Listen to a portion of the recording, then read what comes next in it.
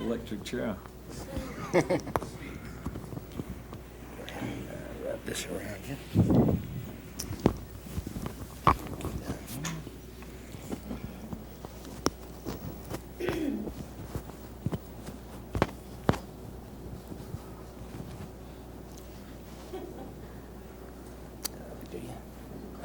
If we're ready, we'll start the questioning with Mr. Bill Carlson.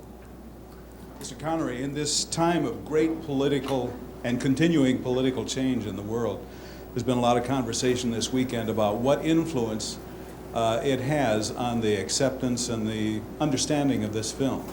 Everybody in the room seems to have an opinion. We'd like to hear yours. Well, I don't think that we're going to change these events at all with the film. I personally am thrilled to see them happening, having been in Russia 25 years ago and then going back recently to film there. The elements that are appealing in this film that there are people who are in these given circumstances can make a choice and decision by deciding to come out, as Ramius did, which was an offensive weapon, realizing it in the blueprint stage, and then doing something about it. Without getting too grandiose, on the parallels of Sakharov, who's in there and knows something about the regime, knows something about what the regime was, what the stakes are. It's not sort of sitting down in Beverly Hills with your frayed jeans and declaring something. It's something a bit more major. And plus a good, exciting story. And personally, I've been in the Navy myself, and when I was in the Navy, the submarines were smaller. And I'm not that old, but you could almost touch the walls. These things are 7 stories high, if you can visualize it. It's all part of a rather grand picture on a scale. You see it in 70 millimeter, with all the special effects and everything. It's very impressive. Well, I assume you saw the film, so. You need a more frivolous question, I think. I'm curious to know what went through your mind when you found that People magazine had named you Sexiest Man Alive, and what does the term sexy mean to you? That's frivolous.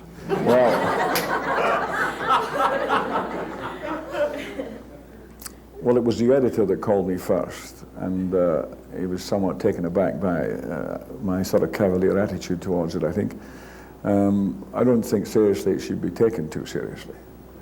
It's very flattering and very nice. In fact, I was at Paramount having lunch the other day, and on my way out, 3 men stood up and gave me a cricket applause as I was leaving. And there were 3 rather overweight, balding guys around 60. So I went back to find out whether they were winding me up, sending me up, or whatever, and they were just rather pleased of the turn of events, of what it had. No, one is obviously flattered by it, but it's the sexiest man alive. There are very few sexy dead.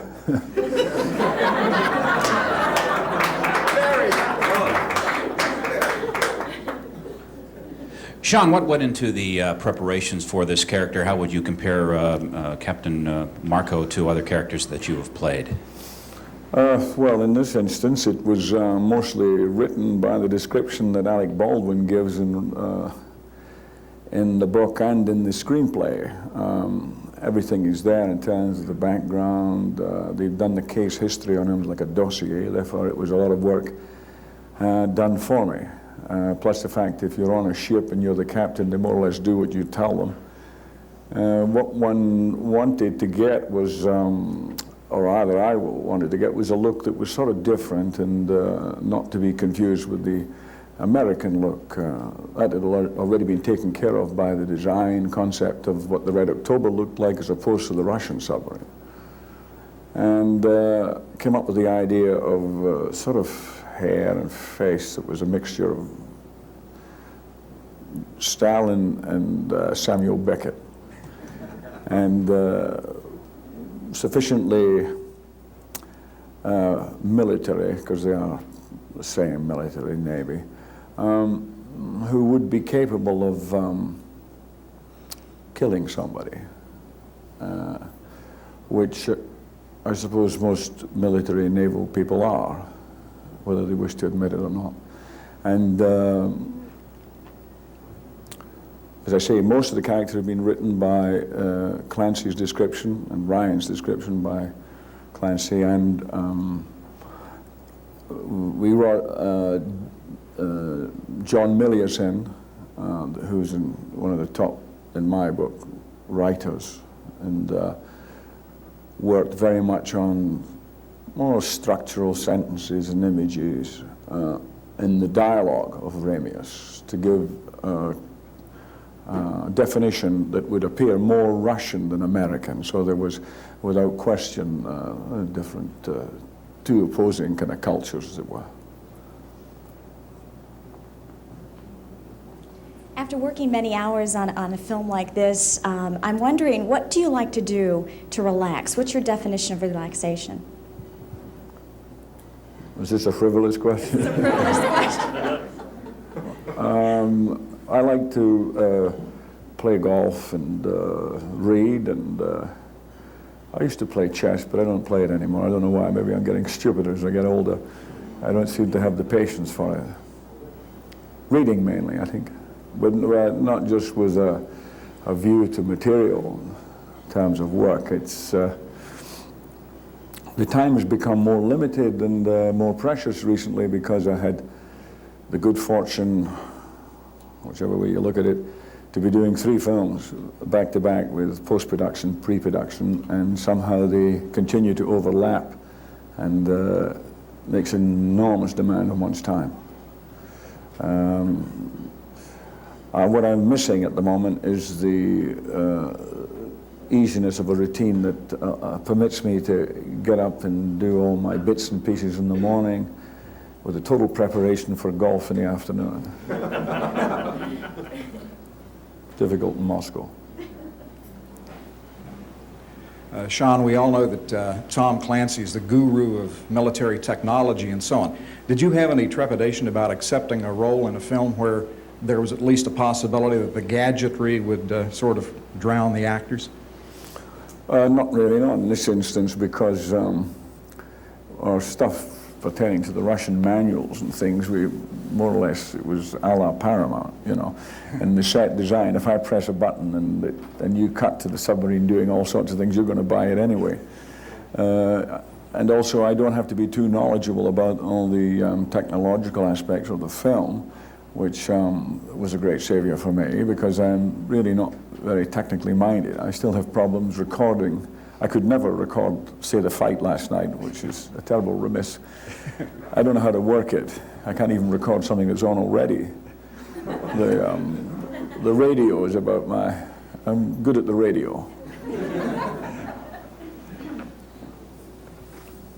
What draws you most to a movie at this stage of your career, Sean? Is it the message, the money? Is it the co-stars, or none of the above? Well, it's always been basically the same. Primarily, it's the writing. If you read something, the descriptions, the dialogue may leave something to be desired, because I find, in my experience anyway, that writing of good dialogue is quite rare in films, and that's something we all have to sort of search for. Basically, good writing, I relate to somebody like Milius because he is not frightened to write in a sort of heroic vein, and you can take the essence of it and use it. The story or what it's about is another thing that, I mean, I wouldn't say I ever set out with a view to play a monk, for example, but when I read The Name of the Rose, I was immediately caught by Echo's writing more than anything. And equally, I have to add that while I'm not doing the picture, I doubt if I would have read the whole book. The first 100 pages were like 3-putting every green. So, but once I got past the first 100 pages, I was totally caught by it and by him. So I would say, in essence, the writing is more important than anything. Even more than the money? Well, you never asked about money. What about it? Well, there's nothing wrong with it. Why? With world events moving so fast, was there any requirement for script changes to keep pace with what was happening outside? I mean, there were some certain points made about cooperation, etc. Did they come before or during the film?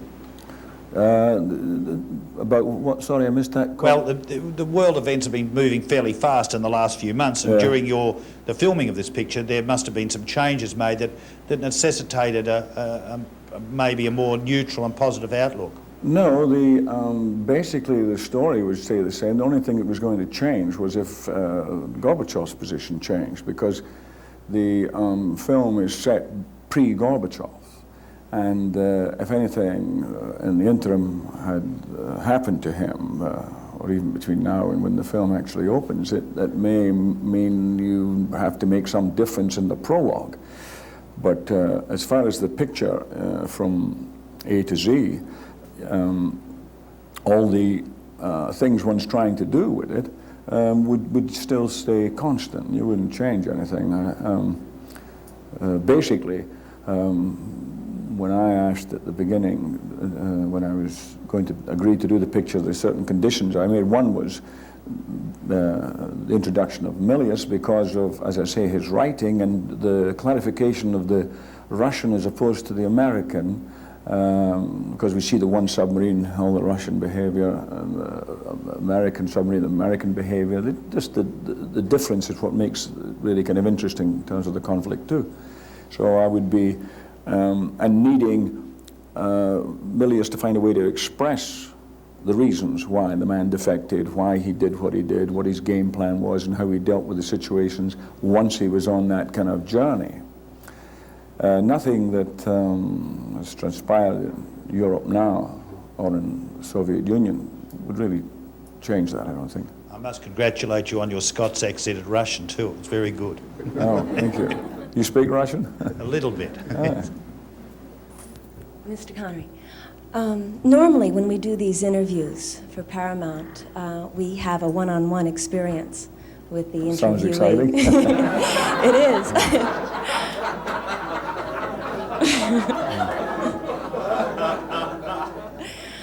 I was wondering, did you not enjoy the interview experience very much, one? And two, if you're surprised that you've reached this level of stardom, where all of us sit here and listen and don't have that opportunity to just talk with you one-on-one. I'm not quite sure what you mean. You mean when I spoke on the satellite before? No. I just mean, first of all, are you surprised that you've reached the level of stardom that you have? Am I surprised today? Yes. You mean? Well, not today, but in general. Well, I've been doing it for a number of years now, and I think one is always surprised by a certain measure of success, but there are certain things like that accompany this success, which is, say, the situation we find ourselves in now, which is the exploitation of the film, that I've been involved in probably more years than you've been working. And so I'm not quite sure how to answer your question. Am I surprised by the success of, you mean, of the people being here listening to me talking? Well, I'm only a cipher, eh? I'm answering questions related to something that you've all seen, that I happen to work on and be a part of that product. Okay, thank you. Yeah? I'm going to sit down now. I think my question sort of ties into the one that was previously asked. In this age of celebrity, when the whole idea of being famous is almost, a public aphrodisiac, what keeps you grounded? What, when you're surrounded by people that say, yes, Mr. Connery, what do you want, Mr. Connery? What things are important to you? Who do you listen to, and what keeps you grounded? Oh, well, I mean, I think that one doesn't change that much, really, whatever happens. I think there's a certain pattern that one constantly makes the same errors. I think everybody does the same. And if one has learned anything, it is that the simpler things are, the more accurate they are, and that applies to everything. I think we're so mistaken in this age of experts to be believing and accepting what they say, whether it's lawyers, accountants, or whatever, and in whatever field. And if they can't explain something in a simple way that you can understand, then there's something wrong with it, and not you.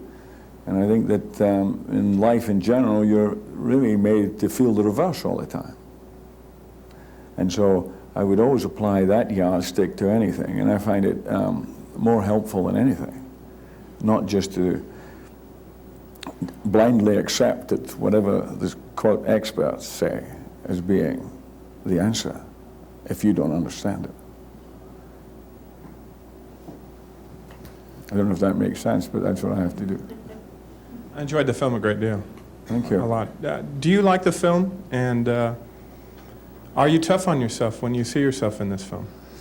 Well, I have you have to have some kind of philosophy which relates directly almost to the past question, the previous question, in terms of normalcy and survival. I like the film, yeah.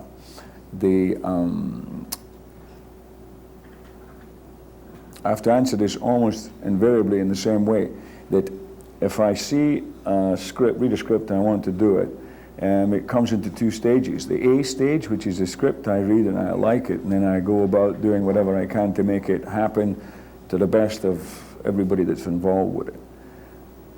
That goes for the casting, the producing, the directing, writing. I stick my nose in everything, which not everybody's happy about, but anyway.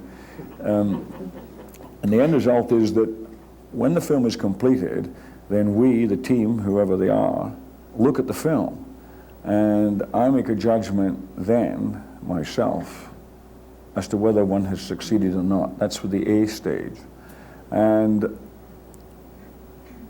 I look at it, okay, succeeded. Now there's the B stage, which is when the film goes out into the world, and the people come or they don't come to see it. And then that's something else. And I would never change my opinion or decision about the A stage because of how it was accepted or not accepted. Otherwise, I think you're on the right road for insanity because of the business that we're in. A perfect example, I did a film called Family Business with Dustin Hoffman and Matthew Broderick, Sidney Lumet, Vincent Patrick wrote. And, on the A stage, we succeeded. I think it was a success. On the B, it was almost a total rejection of the film.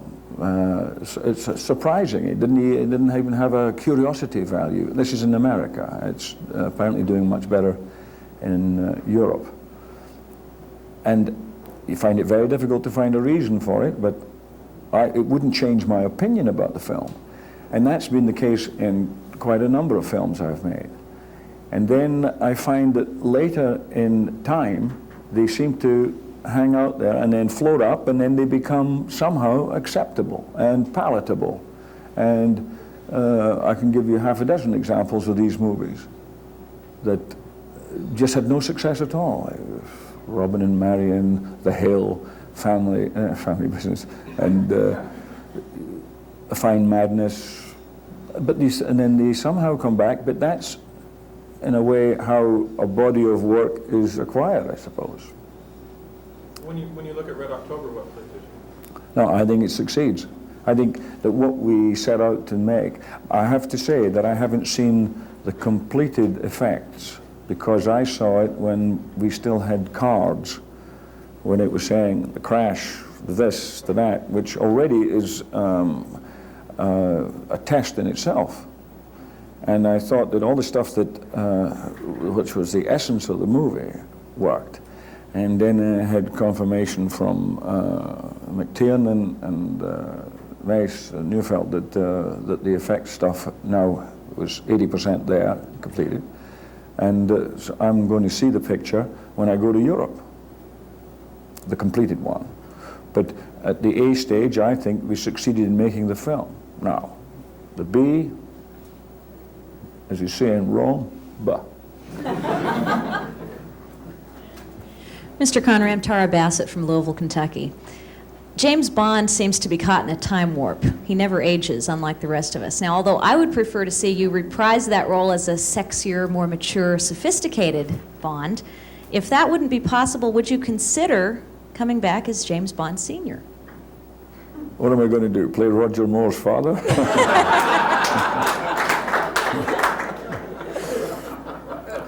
No, it's too difficult, really, for the effort, and I have said never say never again and did it again. And no, I don't think so, not really. Thank you. Thank you. Mr. Connery, I'm Bobbie Wygant from the NBC affiliate in Dallas-Fort Worth, Texas. This film had already been in production and had been shooting for a short while when you came aboard. Mm-hmm. Would you fill in what happened from the time that you were approached and the time that you actually did start filming? Well, the first thing was, you're right, they had actually started, and then I was suddenly free. Klaus Maria Branda, a good friend of mine, was to play the part. He was directing his first film and starring in it. He needed 14 days free. They could not accommodate each other, you can understand, because we're dealing with the Navy and weather and everything on this picture. So suddenly it was open for me. I received the script in the rush. It was a fax. And in the hurry, they didn't give me the prologue, which explained that it was pre-Gorbachev. And I had not read the Red October. Consequently, I felt that it had missed the timing, that it was too late to make that kind of story. Anyway, once we got that cleared up, I received the prologue, saw what they were talking about, got the book, read the book, reread the script with that in mind, told them the faults I had with what we had as a script, in my opinion, about the Ramius character and the needs for the clarification of what I needed to take me through the next stage, and also the fact that it was short notice, and obviously I wouldn't waste their time by bumming around without them knowing what my demands, as it were, or suggestions were. And that's when Milius came in, when they agreed. So, and then we went to work immediately. And then I came in on the Friday. I'd had long conversations with McTiernan on the phone. And I came in on the Friday and from Europe. And I worked Friday, Saturday, Sunday. We postponed the shooting of Monday. We rehearsed and blocked it. And they all went on a submarine trip, which I was quite thrilled to miss. On the weekend, very invited, kindly invited by the United States government. But the others went.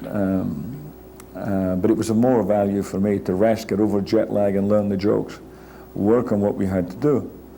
And then we'd all met each other, and lots of them had been filming together, including Alec Baldwin. for about 3 or 4 weeks before I had arrived. So it gave me a chance then to familiarize myself not just with the director, but with the other actors that I was going to work with, these Russian kids as well. And the Monday was a very important day in that way, and what appeared to be a slight postponement was terrific investment in terms of time too, because it got around a lot of normal procedural headaches of, you know, first day shooting, and so it was really like a first day filming, and then well, the rest you saw. I hope you liked it. Thank you. Mr. Connery, there's a presence about you in person and on screen that very few other actors have. Have you always been this charismatic? And if so, what do you attribute that to?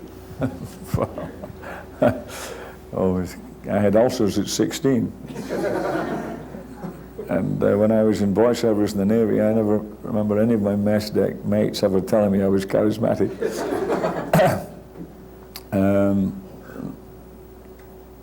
I don't know charismatic. If I know that there are certain things that when I think I know what I'm doing, it works better than when I don't know what I'm doing. And I think that's a great help. I also think that the comfort in your own skin is more important than anything else. And most of the time, I feel comfortable in my own skin.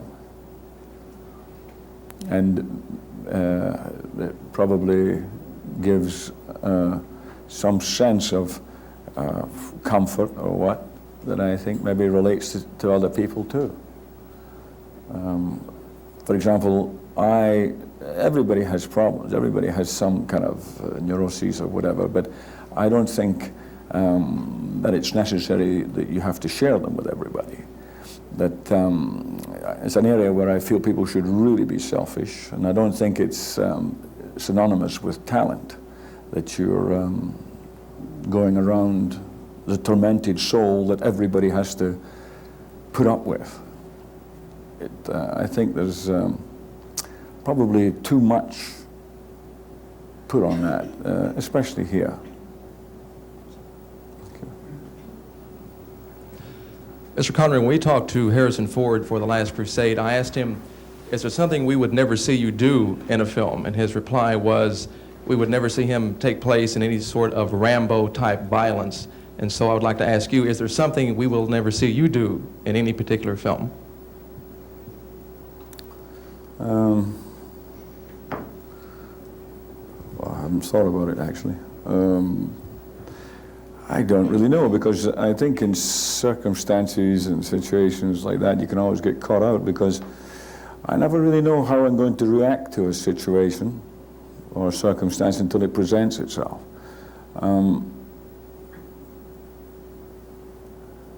I honestly can't think of anything off the top of my head that I would just, I couldn't or wouldn't do. I don't think that in Europe we have the same kind of fear of being considered as villainous as the characters you play as they do in America. You know, I think that the actors have a tendency to feel, well, I don't want my son thinking or seeing me doing something like that. Whereas I don't think we have the same, in Europe, the same reluctance or oversensitiveness about that. So, if I think about it, I'll tell you. Thank you. Sean, your co-star Alec Baldwin appears to be on the brink of major stardom. And I was wondering, number one, if you agree with that, and number two, if there's one thing you'll remember about working with Alec Baldwin in this film, what that would be. Well, I think he's a very good actor, Alec Baldwin. And I think the field is wide open for a kind of young actor here. It's got some kind of real dynamics, and I don't think that it's an offense to have a certain kind of charm, or which seems to be the general tone, that you have to be some kind of snarling recluse or badly behaved in some way. I think he's got a very kind of refreshing attitude. He's serious. He works very hard. And it's like it's gone a cycle. There's it's due now, I think, for the kind of, I like Kevin Costner. I think he's a good actor. I liked him very much in The Untouchables and made no secret of it. And I thought he should really have had much more recognition for what he did in the film than he did. He's got very good, clean judgment and stuff. His choices, I think, are good. And I think that from what I've seen of Alec Baldwin is the same.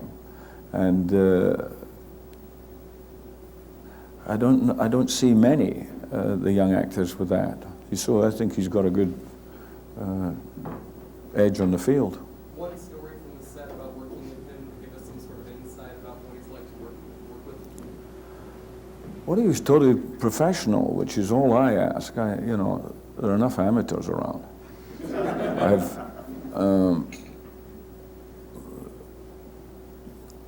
Well, I got him to cry each time we did the last scene.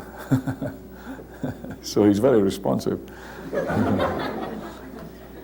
Mr. Connery, my name's John Davis from Nashville, Tennessee. Let me ask you, you seem to be a man who knows what he'd like to do, what he wants to do, and what he doesn't want to do. You said you stick your nose in everything, the writing, producing, directing.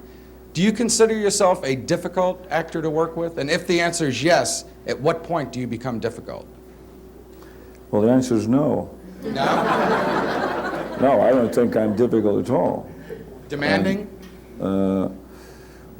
It depends what you mean by definition of demanding. I mean, demanding, I expect everybody to be enthusiastic, which I think is probably the most important aspect of any enterprise, particularly something that's going to be over a short space of time, where everybody is, there's a lot of egos, there's a lot of different ideas and concepts about virtually what is the same thing. But when it's all going great, it's fantastic because of the perfection of knowing there's a beginning and an end that you have in some way be able to control, which is somewhat different from life. And so it has long times, delays, hard, long hours and what have you, adverse conditions if it's on bad location to things. But fundamentally, it's quite a joyous experience. And that's why I say I am not enamored of the kind of histrionics and what I would consider difficult people. I certainly wouldn't want to work with. I wouldn't, and I would have it sorted out very early because life is too short, and it's usually nothing to do with what the genuine problem is. There's enough kind of problems in films, but funny enough, it's the one situation where you can solve them, is filming. All the problems in filming are soluble. And I would think I'm only difficult with real idiots. How does it manifest itself? When you become difficult, what happens? Well, there's the producer sitting there. Was I ever difficult on the film? Never. Mind I'm bigger than him. No, I mean, it's there's always a solution to the problems, the commonsensical ones. I mean, the kind of mad hysteria I'm not even going to discuss because I've never been in the middle of it. I only hear from other sources. But as I say, I couldn't be bothered with it. Everybody has to work too hard, I think, anyway, to put up with it. My question has to deal with casting. And in this film, for instance, there's no doubt that you are a Russian. Yet, going back to what you said about family business, did you ever thought that it would not be credible for you and Dustin Hoffman to play father and son? Did you think that Sidney Lumet could overcome that problem? What were your thoughts about that? Well, it's a good question because it was really sort of going at it head to head because the justification we used, I've seen it time and time again, I'm sure you have, with families, and you say, that can't be his son, that can't be his daughter. you know, you have two mother and father as black as you are, you know, and you have blonde kids, and you get blue-eyed kids coming out of nowhere. And it's not because the Iceman cometh, but it's one of these strange quirks, you know. Well, maybe it was taking it too far, I don't know. But even with what you're saying, my question is, it would have had a certain curiosity value, I would have thought, just to see if it did or didn't work. But it didn't even have that. That's what is rather confusing. Mr. Connery, following up on her question somewhat, the public at large still strongly identifies you with James Bond. Has that been a blessing or ultimately a curse? Well, it's a constant point of reference. It's something that's very much in the eyes of the beholders.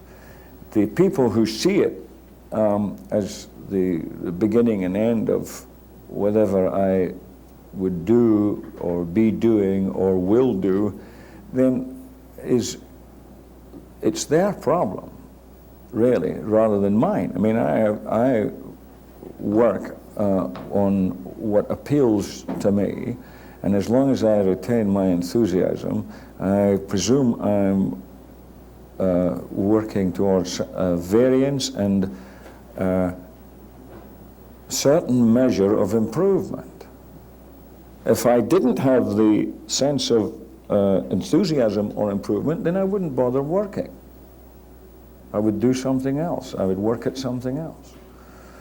So I can't dismiss the period because it was over a period of, it's nearly 30 years now. It was 1962 when I started doing the films, and I'm 38 now. And, you know, people forget, you know, people come up and they start talking to me about these films, and when I tell them how long ago it is, a lot of them don't like it. You mentioned that your first film was made 32 years ago. How are you coping with maturity, Mr. Connery? I'm coping with it all right, but in fact, it's longer than 30 years ago since I started. I came to America over 30 years ago to film. Well, we applaud you and we appreciate your talents, believe me. Thank you. Mr. Connery, my name is Penny Legate. I'm from King TV in Seattle, Washington. And it's been said that men who are 60 plus and balding are more virile. Would you care to comment on that? Well, it's years since I've been to bed with a 60-year-old balding guy, so I don't know.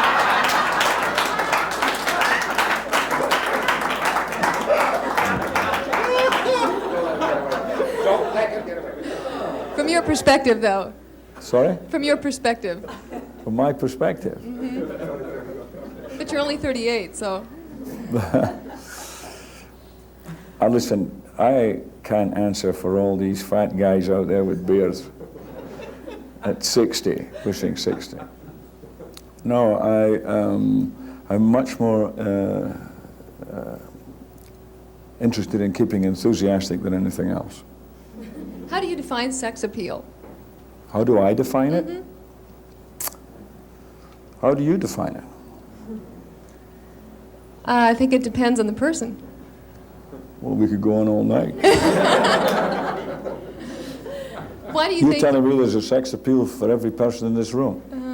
Well, I think it depends on the person, whether you find them sexy or not. Well, obviously, it's like attraction. How do you define it? Do you think you're sexy? Well, I've been told I am, yeah. And I know that I find certain people attractive, and they find me attractive, and I'm presumptuous enough to think it's sexy. Do you think you've been somewhat of an inspiration for older men? Well, it would appear so. Thank you. I'm almost sorry to get back to the film, but the character you It's play... interesting, all the women talk about sex and frivolity. That's right, all the men talk about your craft. The character you play in this film, Ramis, what are some of his qualities that you liked or some of his character flaws that you disliked? These character flaws I like and dislike, you say? Or his qualities that you admired, or was it about him that you liked? Well, I think admirable qualities is the fact that the guy is top of what he does. He's a fantastic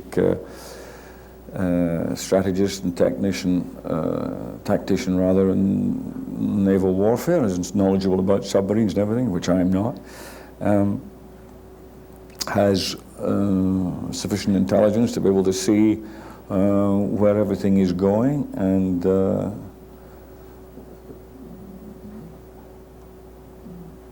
again is yet capable of killing somebody en route.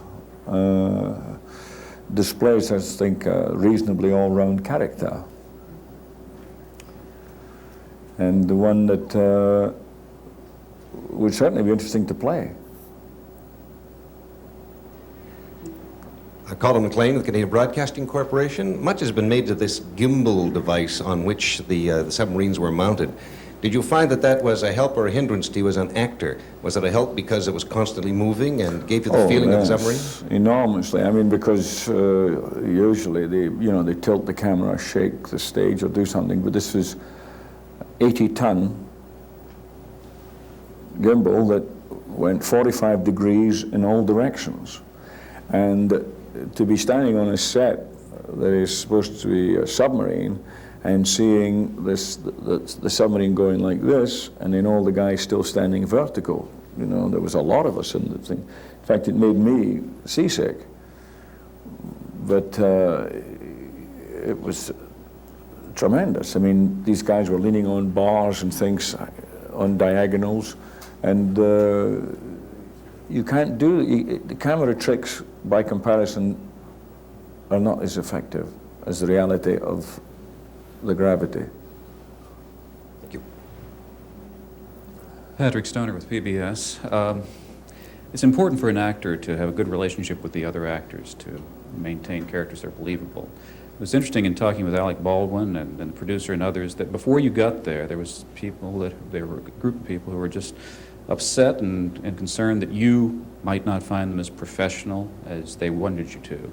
Now, when you come into a situation like that, Red October might be a good example, what's the process of breaking down those barriers, since you're a much better known star than many of the people with whom you will be working, and how did that work to get that rapport? Well, the Red October is a perfect example. I mean, Mace Neufeld, I was here a minute ago, the producer would verify what I'm saying. I come in after they'd been shooting. They had to rearrange the schedule to accommodate me because of the timing and the run-through.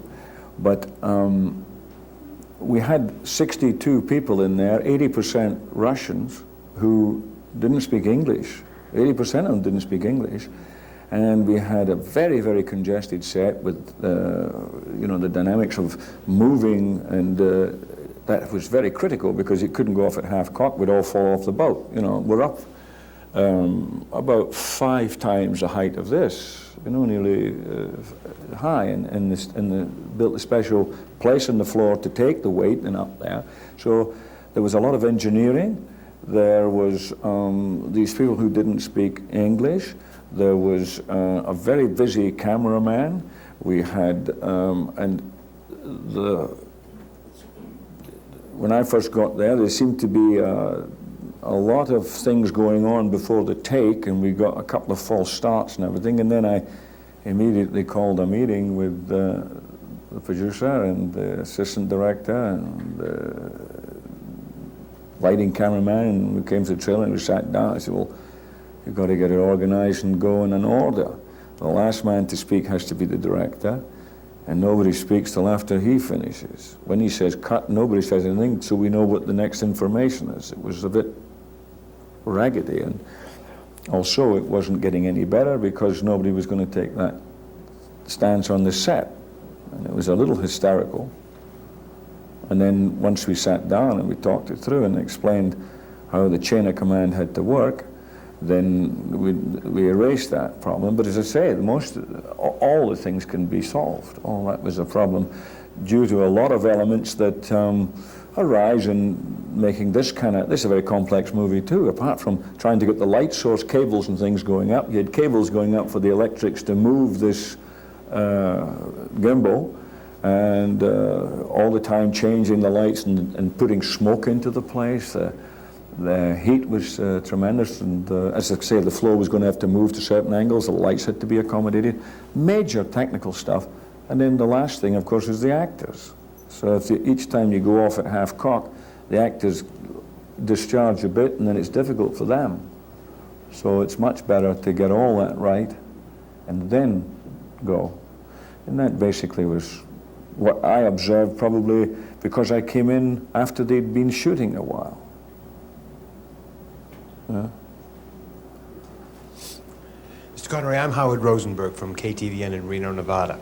We know you're 38 years old. You've had a career that spans some 30 years. You're the sexiest man alive. You're relatively comfortable in your skin. I suspect you're a man who takes control of all situations the way you want them to be. A takes care of itself. But B, like family business, is in the hands outside of yours. And a good deal of those hands are critics. And there are some of us who get impressed with our own importance at times. I know I've been guilty of it and need a good swift kick every once in a while.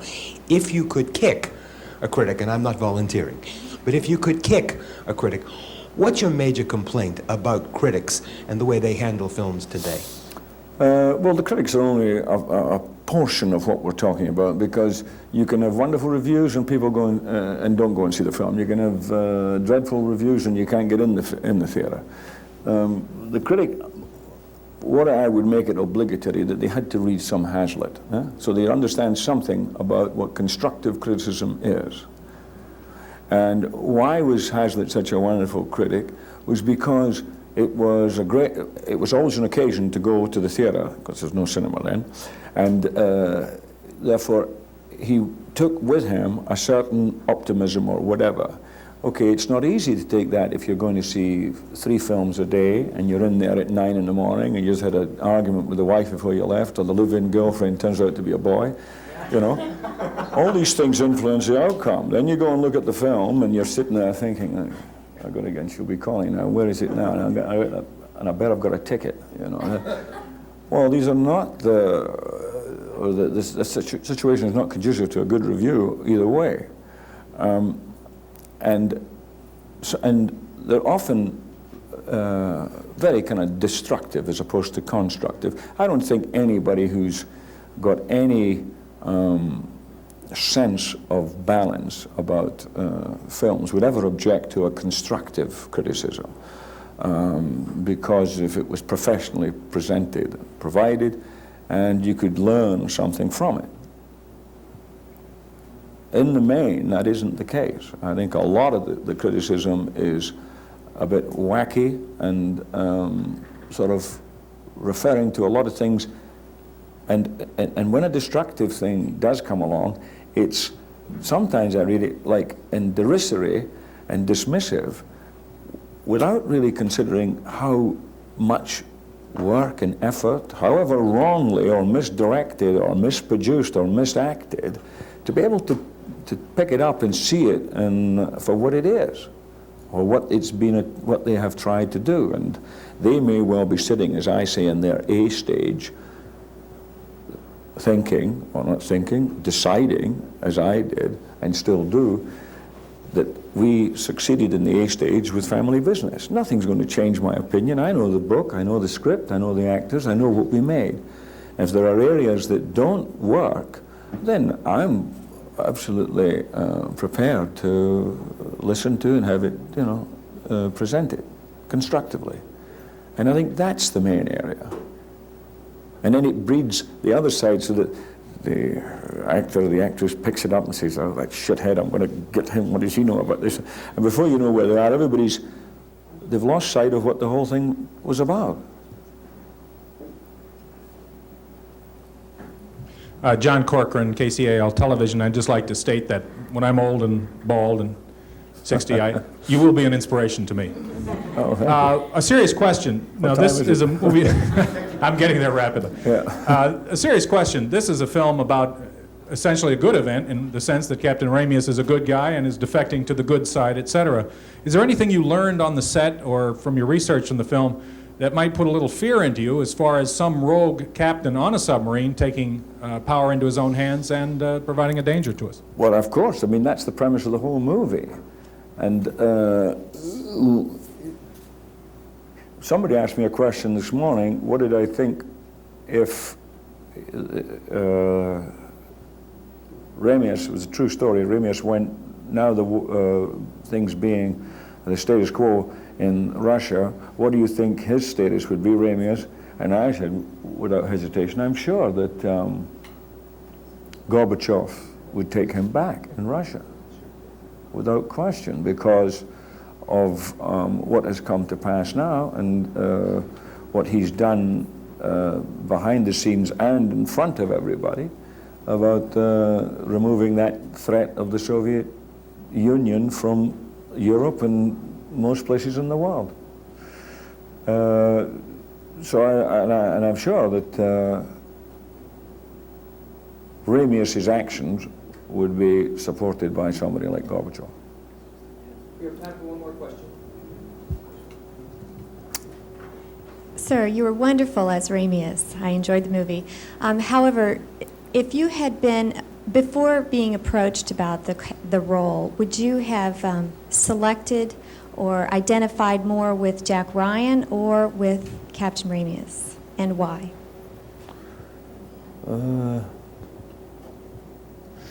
I never thought about it.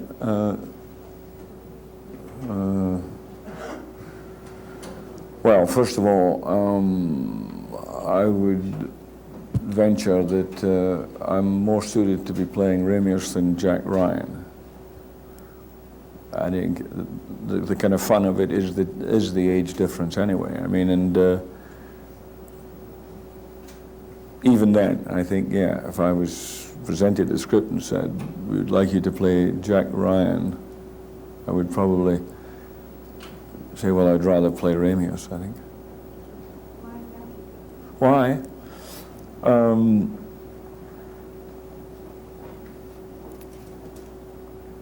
Well, I think there's quite a lot of the stuff that's in Ryan's character I've done in film. Thank you very much, Sean. Thank you.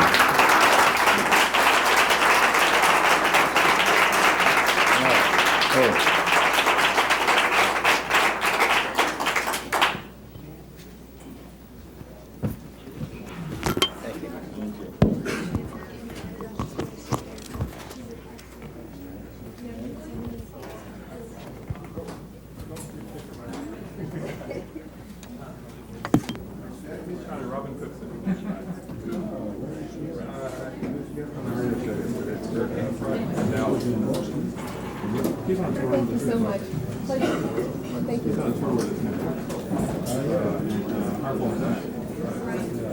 You talk about having been and carrying the tape.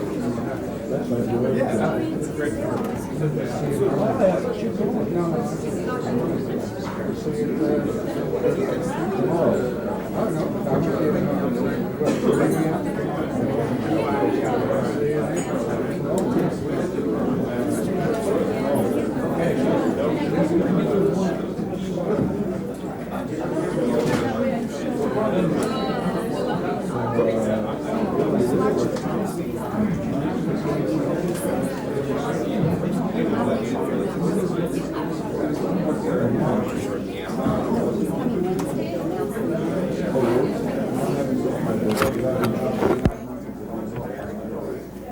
Get the hand mics back? Yeah.